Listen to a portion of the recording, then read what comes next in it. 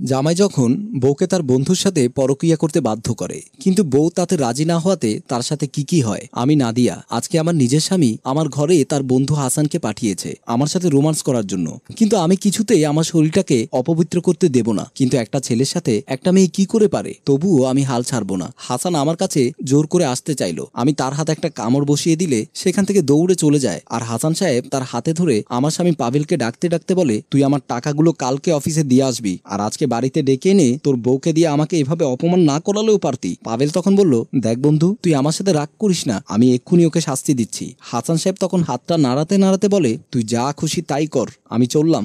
আমার স্বামী পাভেল তখন আমার কাছে এসে আমার চুলের মুঠি ধরে বলে, আমার এতগুলো টাকা তুই হাতছাড়া করে দিলি, আজকে তোকে আমি মেরেই ফেলবো। এই বলে আমাকে অনেক মারধর করছে। আমি তার পায়ে ধরে বললাম, তোমার যদি আমাকে নিয়ে কোনো সমস্যা থাকে তাহলে তুমি আমাকে ছেড়ে দাও, তবুও তুমি আমার উপর এইভাবে অত্যাচার করো না। পাভেল তখন বলল, আমি তো তোমাকে এত সহজে ছেড়ে দেব না, আমার কাছ থেকে গিয়ে তুমি অন্য ছেলেদের সাথে সুখে ঘর করবে তা আমি হতে দেব না। এই বলে আমার স্বামী পাভেল আমাকে একটা রুমে আটকে সেখান থেকে চলে যায়, আর আমি বিছানায় মরার মতো পড়ে রইলাম। আর উপরের দিকে তাকিয়ে ভাবলাম যে বিধাতা মনে হয় আমার কপালে সুখ রাখেনি, যদি রাখতো তাহলে হয়তো ছোটবেলায় মাকে হারিয়ে সৎ মায়ের ঘরে কষ্ট পেয়ে বড় হতাম না। আমার যখন উঠতি বয়স তখন আমাকে বিয়ে দেওয়া হয়, তখন তো আমি ভালোবাসা মানেই বুঝতাম না। তখন আমার সৎ মা আমার হাত থেকে কলমটা নিয়ে আমার হাতে এই সংসারের হাতা খুন্তিটা ধরিয়ে দিল। ভেবেছিলাম স্বামীর ঘরে এসে স্বামীর ভালোবাসা পাবো, তবে আমার এই ভাবনাটাও ভুল হলো, কারণ স্বামী আমার জুয়া খেলায় আসক্ত ছিল, যার কারণে সে আর জুয়া খেলার টাকা জোগাড় করতে তার বন্ধুর হাতে আমাকে তুলে দিয়েছিল।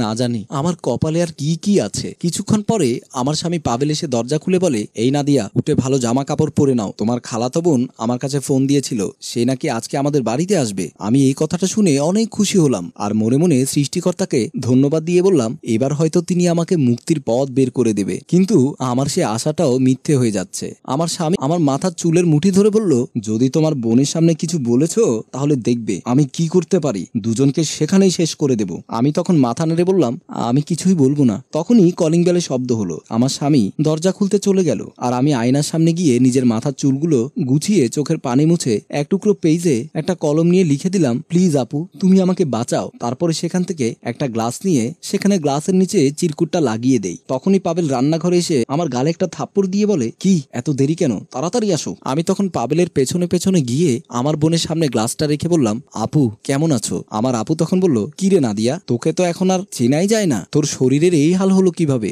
আমি তখন ভয়ে ভয়ে আমার স্বামীর মুখের দিকে তাকিয়ে বললাম, আপু আর বলো না, আমার কিছুই খেতে ইচ্ছে করে না। তোমাদের জামাই আমার জন্য কত খাবার নিয়ে আসে, তবু আমি খেতে পারি না, তার কারণে আমার শরীর এমন। আপু তখন বলল, ধুর পাগলি, এখনই তো সময় বেশি করে খাওয়ার। আমি তখন মনে মনে বললাম, আপু তুমি যদি জানতে তোমার বোন 3 দিনে একদিনও খেতে পায় না তাহলে বুঝতে পারতে। আপু তখন বলল, কিরে নাদিয়া, তুই কোথায় হারিয়ে গেলি? আমি তখন বললাম, কিছু না আপু, পানিটা খেয়ে নিও। আপু তখন পানিটা খেতে নিয়ে গ্লাসের নিচে চিরকুটটা দেখতে পায়, আর হাতে নিয়ে দেখে তাতে লেখা ছিল, আপু তুমি আমাকে বাঁচাও, ও তোমাদের সামনে ভালো মানুষের অভিনয় করে, কিন্তু আসলে ও আমাকে অনেক অত্যাচার করে। নাদিয়া আপু তখন তার হাতের ফোনটা নিয়ে মেসেজ দিয়ে বলে, এখানে আসতে। নাদিয়া তখন বলল, আপু তুমি আজকে আমাদের বাড়িতে থেকে যাও না? পাভেল তখন আমার হাতটা চেপে ধরে। আপু তখন উঠে আমার হাতটা ধরে বলে, চল নাদিয়া, আমি তোকে ডাক্তার দেখাতে নিয়ে যাই। পাভেল তখন উঠে বলল, না, আমার বউকে ডাক্তার আপনি দেখাবেন কেন, আমার প্রয়োজন হলে আমি দেখাবো। আপু তখন আমার পিঠের চুলগুলো সরিয়ে দিয়ে বলল, কিরে নাদিয়া, তোকে এইভাবে কে মেরেছে?